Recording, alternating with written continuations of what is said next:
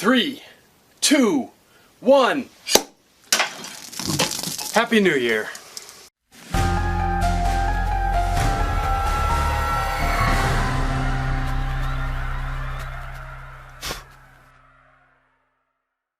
Well, you know, I had high hopes for 2021, but somehow it turned out to seem maybe even worse than 2020. It's a tough call. Maybe the same, maybe worse. Hard to say. In any case, it's finally over. 2022 is here, and I'm somewhat reluctant to say that I'm hopeful for 2022 because I said the same thing about 2021 a year ago and everything kind of went to hell. But here's hoping. In any case, though I didn't particularly enjoy the year 2021, I did enjoy much of the horror of 2021, and that's what we're talking about today. I'm going to be counting down my top 5 favorite horror books and movies from 2021. And the way that I've done it is fairly simple. Throughout the year, I kept track of what I watched and what I read, and I've picked my 5 favorite horror movies and my 5 favorite horror books, and I'm going to be counting them down for you. I did have a hard time coming up with a specific ranking for these 5 books and 5 movies, so what I've done is this. I've considered places 2 through 5 to be essentially a tie. They are just on my list of 5 best of the year, whereas my top 1, my favorite book and my favorite movie of the year, I will single out individually. And so, without further ado, let's get right to the lists. I'm going to start with my top 5 horror books of 2021. And I should mention, I slightly changed the rules between last year and this year. Last year, I counted down the best horror books that I read in 2020, regardless of when they were published. This year, things got a little bit more back to normal, so there were actually some more releases, some more new releases that I read. So this year I'm highlighting only those books that were actually published in 2021. The first of those is My Heart is a Chainsaw by Stephen Graham Jones. Now, Stephen Graham Jones is always well received, and this book is no exception. This is a sort of self-aware slasher novel, or maybe you'd call it a neo-slasher. It's about a character who's obsessed with slashers and becomes convinced that there is an actual slasher in her town. It's a great read. There's some disturbing stuff. There's some humor in it. It's very self-aware, so if you're familiar with the slasher subgenre, there's a lot of stuff that you're going to recognize and you're going to like. I will recommend this with a slight word of warning that it does contain spoilers for quite a few of the slasher films, particularly some of the more classic films of the 80s or early 90s. In any case, My Heart is a Chainsaw by Stephen Graham Jones is the first of my top 5 picks for 2021. These next 2 were actually published together, and surprisingly, or maybe not surprisingly if you actually know the authors, I'm putting both of them on my top 5 list. The first of those is Stories for the Next Pandemic by Brian Keene. This is a collection of short works by Brian Keene which he wrote during his period of lockdown during the pandemic. It's, I would not say his finest work, but compared to some of the other things he's written, even not his finest work is among the best stuff you're going to read, so this easily fits onto my top 5 of 2021. Published alongside that one was The Shapes of Night by Mary Sangiovanni. This one, though it was published alongside this one, is not a collection of short stories, it's a novel, and this is, if you've read Mary Sangiovanni's work before, you know that she writes cosmic horror, and that's what this is. This is cosmic horror. The shapes mentioned in the title are cosmic entities, and we're calling them shapes as sort of a nod to the strange geometries that Lovecraft and other cosmic horror writers have written about. But this also is a great novel if you like cosmic horror, and easily makes it onto my top 5 horror books of 2021. And the next is Come With Me by Ronald Malfi. This is a sort of hybrid horror, thriller, mystery novel. It has hints of a ghost story, although it never really leans into the supernatural. Rather, this is a story of a man who, after his wife dies, he discovers that she has some secrets, and he goes on a quest to try to unravel some of those secrets. and ends up in the midst of what basically comes down to a murder mystery. And this guy who has no particular training, he's not a detective, he's not a reporter, he's not a police officer, but nevertheless he's trying to finish what his wife started, even though he had never known about her secrets before, and he tries to unravel this mystery. So it's maybe more mystery than horror, but there's still just enough horror in it to make it onto my list. It's an excellent book, and it's sort of a haunting book. It will stick with you for a long time, and easily deserves recognition as one of the 5 best horror novels of 2021. That's Come With Me by Ronald Malfi. And now, before I actually reveal my top horror novel of 2021, I have a couple of honorable mentions that I want to cover that didn't quite make it onto my top 5 list, but still very much deserve to be read and deserve our recognition. The first of those is a book called Whisper Down the Lane by Clay McLeod Chapman. This book, it's an excellent book, and I would consider it one of the best novels ever written about the satanic panic of the 1980s, that sort of mass hysteria in which a lot of people were accusing each other of satanic ritual abuse. Falsely accusing each other, I hasten to point out. And that's what this book is about, but the author manages to weave a horror story around that sort of artificial horror of the satanic panic. And let me tell you, he really did his homework. I've read quite a bit about mass hysteria and the satanic panic in particular, and he got it right in this book. So if you're at all interested in that particular chapter of our history, you will love this book. It didn't quite make it onto my top 5. It actually was on my top 5 for a lot of the year, but it ended up getting edged out by some of the others, but it's still very much a good read. And the next is The Final Girl Support Group by Grady Hendrix. This is not really a horror novel, and that's part of why it ended up not quite making it onto my list. It's more of a thriller than a horror, but it centers on horror themes. It's about this, well, as the title says, Final Girl Support Group. This is a support group for final girls from horror-like stories, except in the context of the book, it wasn't fiction. These things actually happened to them, and they have a support group, and then another slasher comes, and they end up basically in another story, like the kinds of story they're in the support group for. It's a great read. Again, there's nothing really scary about it. It is suspenseful, and once it gets going, about halfway through, it really hits the road, and it ends up being a great read. Didn't quite make it onto my list, but I still recommend it. The Final Girl Support Group by Grady Hendrix. Then I also have to mention Terminal by Brian Keene. This is a book that I think I've mentioned on this channel before. It's actually one of my favorite books. It came out several years ago, so why am I talking about it now? Well, that's because of this edition. This is the brand new, uncut author's preferred edition. The publication history of Terminal was interesting, to say the least. It was still a great book, but there were some weird things about its publication, so they've now come out with the author's preferred edition. I didn't end up putting this onto my list of top books of 2021 because that seems unfair given that the bulk of the book was previously published several years ago.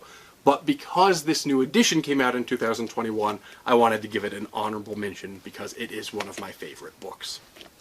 And now that brings us to the moment we've all been waiting for. The #1 top book, according to me, this is all my personal taste, but my top horror novel of 2021 is this book, The Headless Boy by Kelly Owen. Now, I've mentioned Kelly Owen on this channel before. I've never been disappointed by anything she's written. Most of what I've read has been shorter works, either short stories or novellas. This was the first of her novels that I've actually read, and she's just as good in the longer form as in the shorter form. This is the story of a couple that suffers a miscarriage, and that's not a spoiler, that's chapter 1. But they suffer this miscarriage, and as they're trying to recover from that and put their life back together, they move into a new house, and the wife starts seeing a ghost, essentially. And so this is a ghost story combined with a story of grief, and it's that exploration of grief that makes this truly excellent. The ghost story element is good, but what really puts it right over the top into my top pick of 2021 is its realistic and sort of heart-wrenching portrayal of grief and the kinds of relationships that people have after a tragedy. This is an excellent book. I don't think a lot of people have read it, but you should. It's my top pick, best horror novel of 2021. And that brings us to the top horror movies of 2021.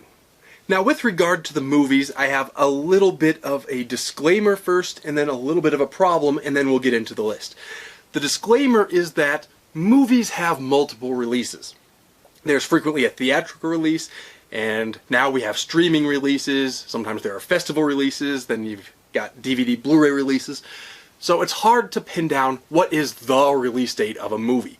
For example, if a movie only played in a couple of festivals one year, but then had a mass release on DVD or Blu-ray a year or two later, which year do we count as its date of release? So the way that I've solved that problem is I'm counting movies that had a release in 2021. Typically, that's going to mean either a theatrical release, a wide, broad streaming release, or a DVD release, because those are the ways that I tend to get my movies. I don't really make it out to film festivals and things. But in any case, some of these movies might have been made a few years ago, they might have played at festivals a few years ago, but they had a release in 2021, and that's enough to qualify them for this list.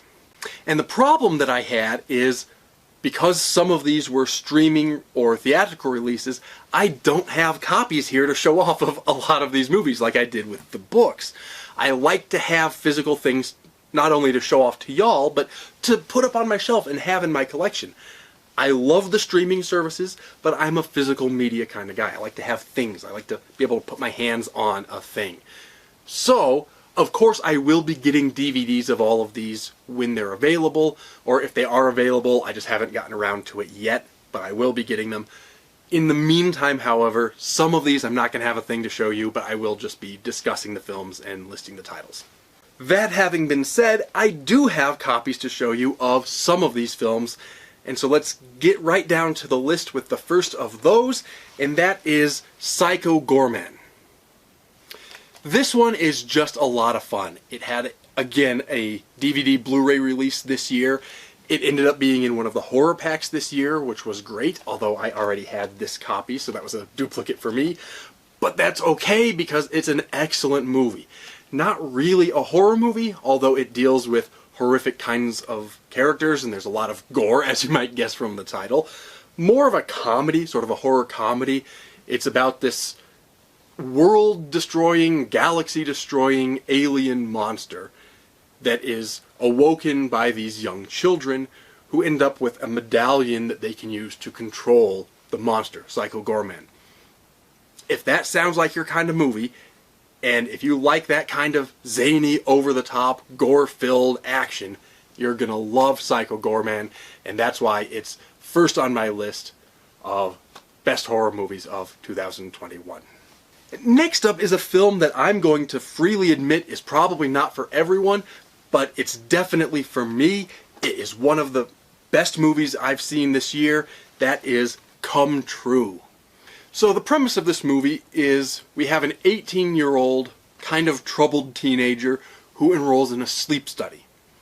And through the course of the film, the nightmares that she experiences during the sleep study start to blend with reality, and it's sort of a mind-altering, trippy kind of a thing. But what's really excellent about this film, what really makes it stand out, is that this film is very much influenced by the works of Carl Jung. The chapter titles in the films are straight out of Jungian psychology. A lot of the horror, a lot of the, I don't even necessarily want to say horror, the nightmares are based around Jungian ideas of the shadow. So this is a very much Jungian horror film, and as one of the few remaining Jungians out there, I thought it was excellent. I thought it was a wonderfully creepy, brilliantly shot, brilliantly performed movie that explored some legitimately deep ideas.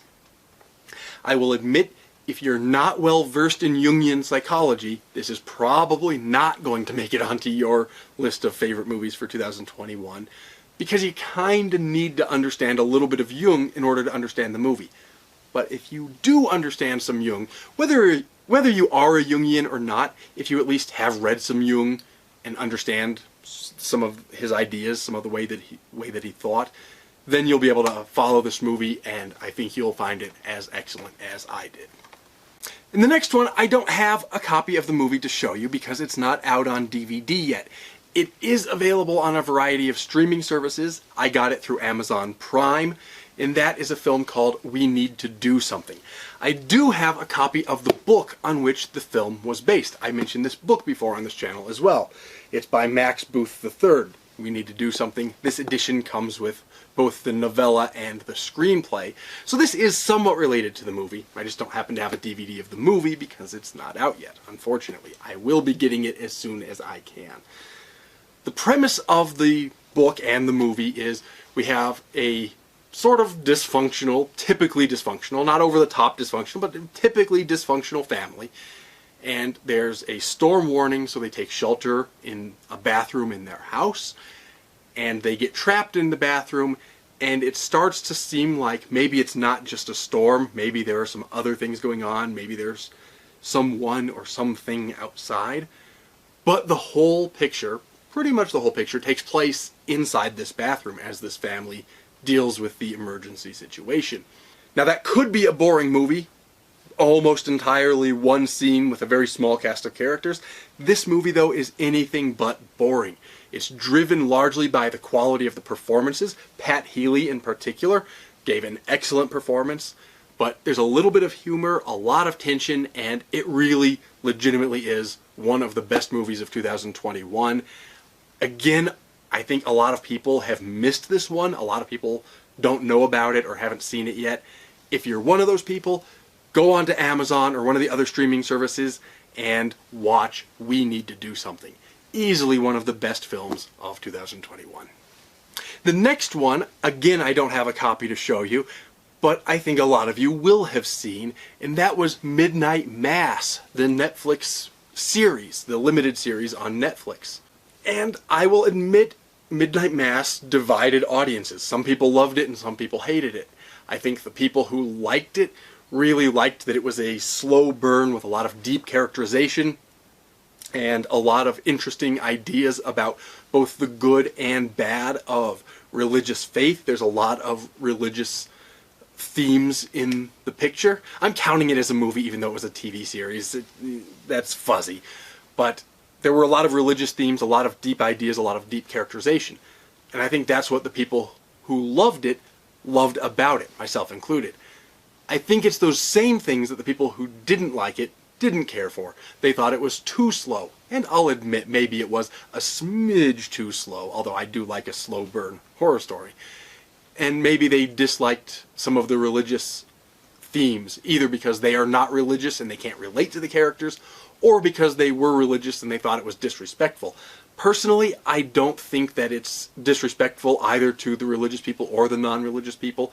I thought it was a very respectful, very deep exploration of the good and bad in these kinds of isolated, small-town religious communities. It was one of my favorite films. Again, I'm counting it as a film, even though it was a series. It was one of my favorite films of 2021, Midnight Mass on Netflix. And as we did with the books, before we move on to my #1 pick for best horror movie of 2021, I have a couple of honorable mentions. Once again, like with the books, these are ones that didn't quite make it onto my list of top horror movies for one reason or another. Either they just weren't quite good enough and got edged out by some of these other films, or maybe they weren't quite scary enough, something like that, but they're still worthy of our recognition. So the first of the honorable mentions is Resident Evil: Welcome to Raccoon City. This is not a great film, I will be the first to admit, and that's why it's not on my list. But it does deserve an honorable mention, and that's because one of the criticisms of the Resident Evil film series is that they were a divergence from the video games that people knew and loved. Well, Welcome to Raccoon City brings Resident Evil back to its roots. This is a movie that looks very much like the original game, and so if you're a fan of the game and didn't like the other movies for that reason, this movie might be for you. The next honorable mention is a film called The Night House. It's a sort of original take on a ghost story, and it was excellent all the way through. There were some good scares, a lot of tension, brilliantly acted. The only reason it didn't quite make it into the top 5 for me was I thought the ending let some of the air out of the tension just at the very end. I'm not saying it was a bad ending, it just wasn't quite up to the standards of the other films, but still very much watching The Night House. The same goes for a film called The Vigil. In The Vigil, a man has died and people are keeping vigil in his house. A young man is brought in by the religious community to sit the vigil for this person who has died. And while he's there, he begins to experience some bizarre, ghostly or demonic or otherworldly kinds of things. Again, like We Need to Do Something, it's a very small space and a very small cast, but it's shot very well. There's a lot of creepy atmosphere, and overall just a great film. I almost ended up with this on my top 5 list, to be honest with you. It was on my top 5 list for part of the year. Ended up getting edged out by some of the others, but go and watch The Vigil and you won't be disappointed. One that I saw just recently is a film called Superhost. In this film, a couple has a YouTube channel in which they go to places where they rent rooms from people for the weekend, sort of an Airbnb kind of thing. And they document their experiences in these various places on their YouTube channel. Well, they end up at this one particular house, and the host there seems a little bit off. Not too scary, just a little bit off. And again, it's a slow burn, but it's interesting throughout because there's some interpersonal drama between the characters, there's some strange interactions with the host, and things just start gradually getting weirder and weirder. That's not quite enough to put it onto my top list of horror movies. And it goes on like that for a little bit too long, maybe. It's interesting to watch throughout, but it takes a while to get to anything that's actually scary. However, once things do get going, it ends up ending brilliantly. There are some great visuals toward the end, some brilliant acting, especially toward the end. The actress playing the super host, the host of this house, is I've forgotten her name, but I think we're going to see some good things from her in the future. In any case, another great film worth watching. Didn't quite make it onto my list. I thought it was a little too slow in the beginning, but very much worth a watch. And that's Superhost. And the last two didn't end up making it onto my list because they're simply not horror movies. But they will appeal to horror audiences, and that's why I'm giving them honorable mentions. The first of those is Ghostbusters Afterlife. Certainly doesn't hold up to the original Ghostbusters or even Ghostbusters 2. Certainly better than that cinematic miscarriage from a couple of years ago. Ghostbusters Afterlife was a great film. The fans are going to love it. There's a lot of fan service in it, which arguably weakens the movie, but also might be exactly what the fans wanted. But it certainly deserves an honorable mention, if for no other reason than the way it handled... Well, I'm not going to say, I don't want to spoil anything, but the way it handled certain things and certain elements from the original Ghostbusters movie and managed to bring them into the 21st century, it was very well done, it was very respectfully done, and overall just a great watch. And then the last of my honorable mentions is Nightmare Alley, the brand new movie by Guillermo del Toro. And again, despite the title, not quite a horror movie. This is more of a noir film. It's a remake of a classic. If you like the classic, you're going to like the remake. Once again, as you would expect from Del Toro, it's perfectly executed. The cast is brilliant. It's very dark and tense and suspenseful throughout. Because I have background in magic and mentalism, and though I was never part of a carnival, I kind of have one foot in that world. There are a lot of little nods to that world that appealed to me. It is easily one of my favorite movies of 2021. I'm not putting it on my list because it's simply not a horror movie. Despite a couple of very horrifying scenes, it's just not a horror movie. It's a noir, but for that reason, it certainly deserves an honorable mention. Though not a horror movie, horror audiences will like Nightmare Alley. And that brings us, of course, to the moment we've all been waiting for. Just what is my pick for the best horror movie of 2021? Is it the scariest movie? Is it the best performed movie? Who knows? Well, I will tell you, the best horror movie, according to me, of 2021 is Last Night in Soho. I will freely admit, not the scariest movie. I do count it as a horror movie, barely, but though it's not particularly scary, it is tense and suspenseful, but the thing that makes it just so brilliant, the thing that sets it apart, is the craftsmanship of filmmaking that went into this thing. And I refer to the performances because the entire cast was excellent, but I also refer to the cinematography. I have seen some behind-the-scenes footage of the making of some of these visuals that they have in Last Night in Soho, and let's just say that director Edgar Wright is out of his damn mind, and I love him for it because these visuals are amazing. It is one of the best-looking movies, not just of the year, but it's one of the best-looking movies that I have ever seen. It's brilliantly performed. The script is wonderful. They must have spent a fortune on the music licensing because the music is wonderful. Again, not the scariest movie of the year, but easily the best put together movie of the year. And so I really had no other choice but to put Last Night in Soho as my top horror movie of 2021. Well, that does it. Those were my top 5 horror books and my top 5 horror movies of 2021. Let me know down in the comments if I missed anything. Of course, I have not read or seen all of the offerings for this year, so I might well have missed something. If I did, let me know. As always, be sure to like, subscribe, ring the notification bell, do all those wonderful things that we YouTube people tell you to do all the time. It really does help us out. And you're not going to want to miss my upcoming content. If you liked this, you should be aware that very soon I will also be listing out some of the most anticipated horror of 2022. So you're not going to want to miss that. But that little bit of YouTube bookkeeping aside, that's really all I have for you today. So, as I said before, have a happy new year, and as always, take care and stay scared.